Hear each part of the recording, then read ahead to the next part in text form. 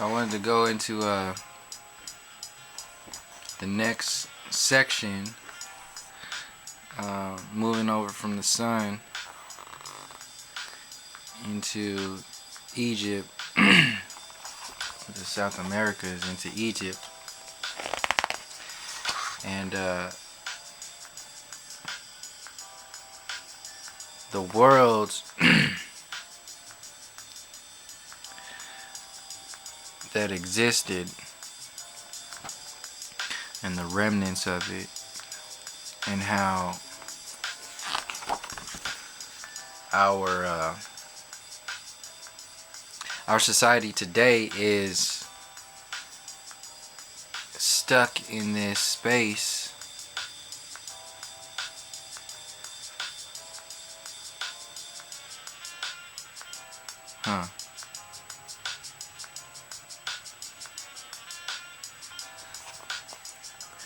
So I went back to this, the assassination of kings, and how these things have been going on for so long, keeping this politics alive.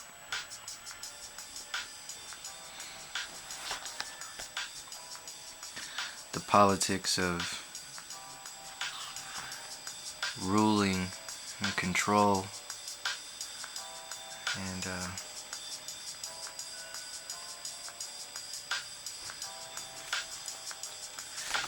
this is this book, The 70 Great Mysteries of Ancient Egypt. I started it in another video,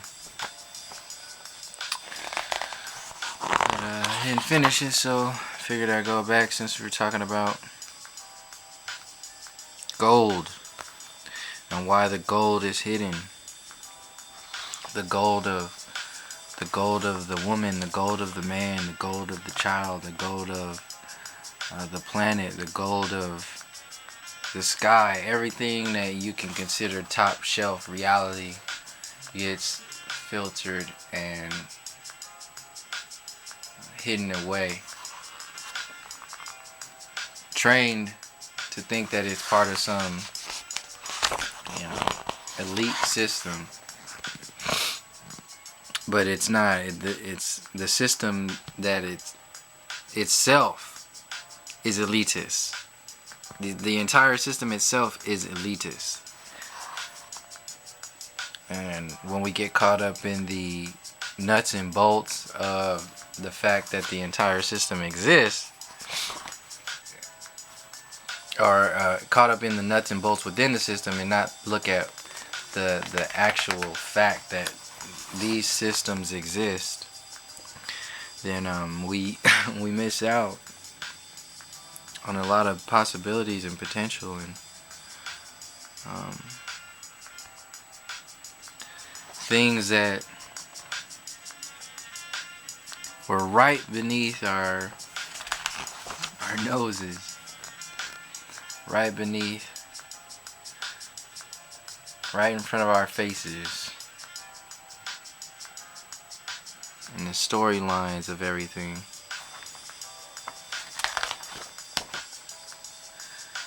So the covering ups of your own golden expression is a big part of the desensitization and dependency program. You cannot have a race of people that are going to work slave labor for you if those people are empowered. So they start with the mothers and the fathers of this planet getting beat down, telling the old stories, slowing stories, keeping people stuck in time, manipulating a mainstream idea of desensitization to the origin species of this planet, going back into the center of the ancient ages of Africa, and all the way into today. Angry Orchard again. So Africa has been being destroyed for as long as it's been golden.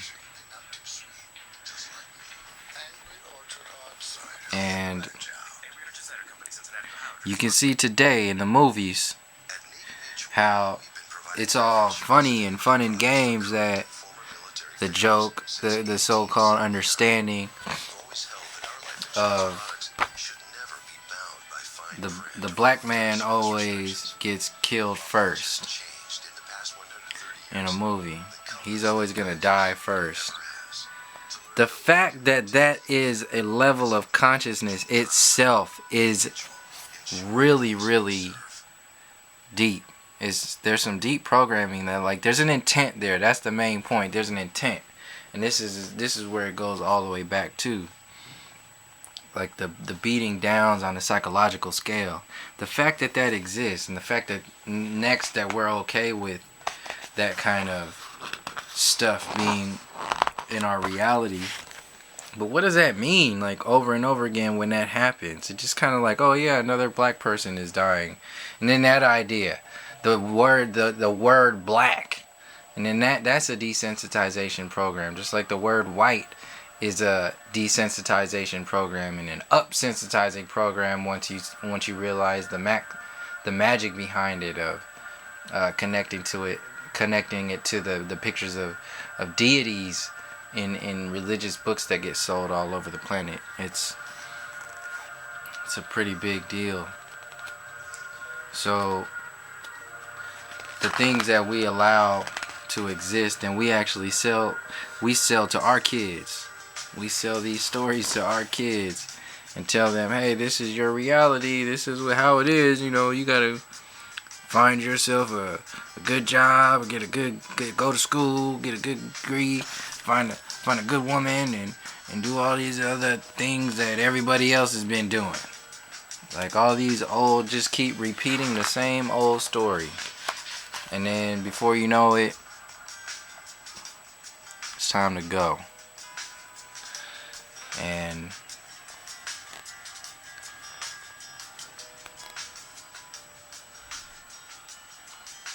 And then that's a big ball of confusion in itself, because the whole idea of going where, dying, and the whole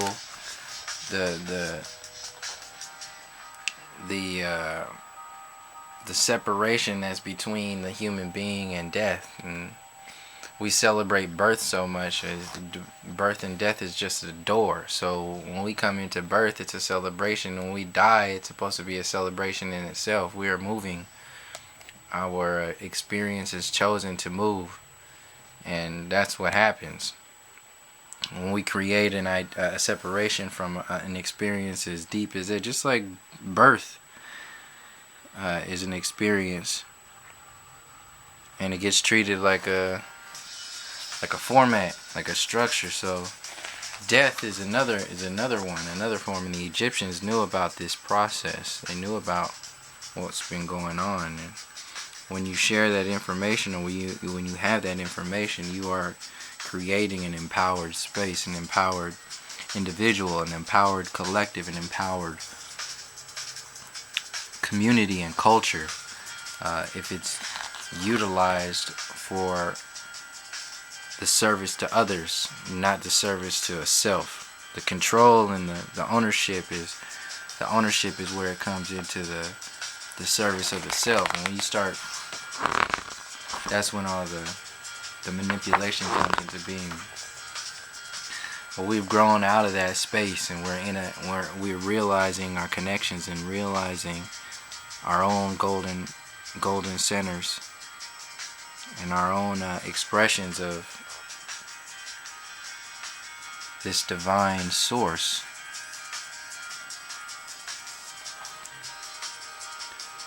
And it's overtaking the artificial reality, the artificialism that's being sold very easily. It's that stuff just kind of like trickles away once you start to decipher what's on the television, what are the psychological things being shared in school, and everything. It's everywhere. You can see it in everything. It is everywhere. It's not some things or these things. It's everywhere. This is life and death. It goes back into the stories of angels and demons and etc. We can go into the cultures of including extraterrestrials and interterrestrials, and it's out there. So there's the stories are the stories are available, and it's up to us to go and look for ourselves.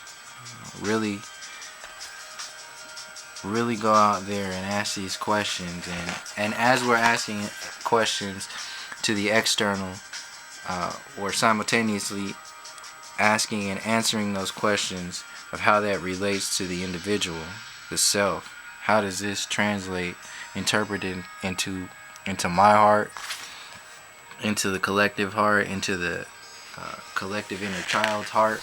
How does this all connect? And then that's when these bigger dots to connect these stories to start becoming very obvious.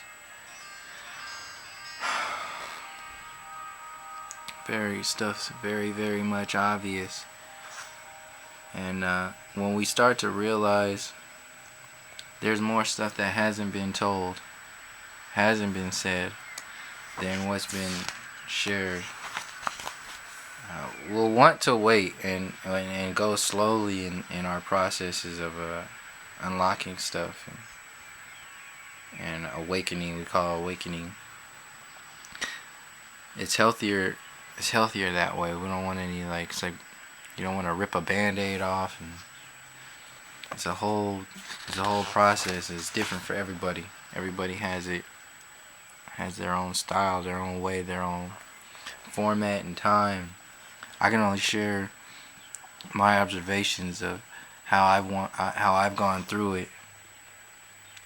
See, this is the death of Cleopatra. See, these programs are everywhere. They're right underneath. Like, where these artifacts are, the ones that get released are the ones that are wanted by some people to be released, and there's information that doesn't get released at the same time. Oh, so I got off track of. So the whole killing of the so-called black man in movies is a very definite program. Very definite, huge psychological program that gets played out in the news. So that the movies is just a foundation to be set for the news. So when you watch the news, and the news is just covered with police officers who are killing black people.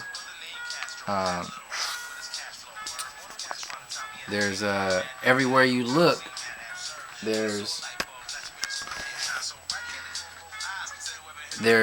programs that are being sold to say, hey, you need to think like this, and when you think like this could be, you think like this because this is how it is, and here's the proof of how it is.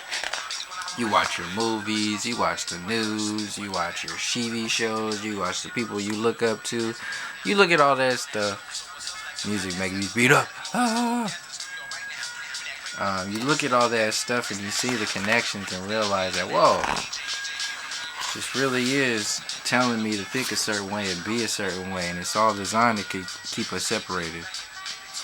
Subconscious mind frame, subconscious fear triggering. Walk down the street and be fearful because of an idea that you saw over and over again since childhood, on the cartoons, on the television shows, on your news, in your mother and father's own interactions and conversations based upon what they've been watching on TV at the same time. I mean, the layers just go deep and deep and deep. It's everywhere. So when we undo all of the layers of excess cream filling that is the festering type of cream filling, we can see that there's a lot of space, a lot of room for us to paint with. And we've been painting, we've been painting it. We just haven't realized it. We haven't seen it from our own compassionate heart perspectives. We've been washing it over as if it doesn't exist. This is our art. This is our music. These are our expressions. This is the stuff we don't do because we're too busy working.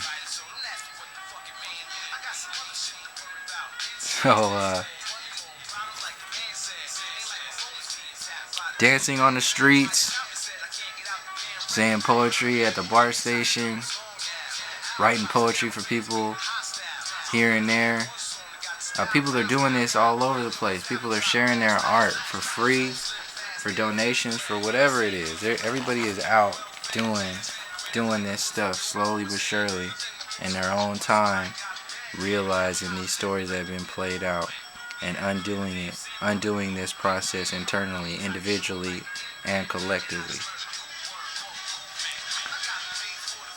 It's a dance. It is truly a harmonic chaos. So,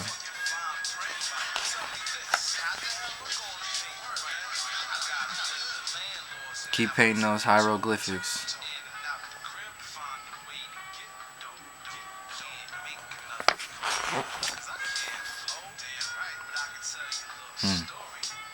Stories.